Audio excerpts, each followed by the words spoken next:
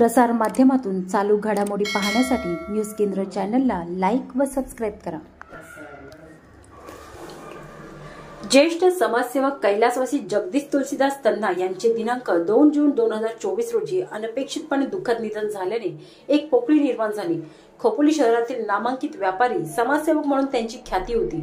शोकाकुल तन्ना परिवाराच्या सांत्वनासाठी मनसे ठाणे पालघर जिल्हा अध्यक्ष अविनाश जाधव यांनी त्यांच्या निवासस्थानी जाऊन त्यांच्या प्रतिमेचे दर्शन घेऊन कुटुंबियांची सांत्वन भेट घेतली व भावपूर्ण श्रद्धांजली अर्पण केली।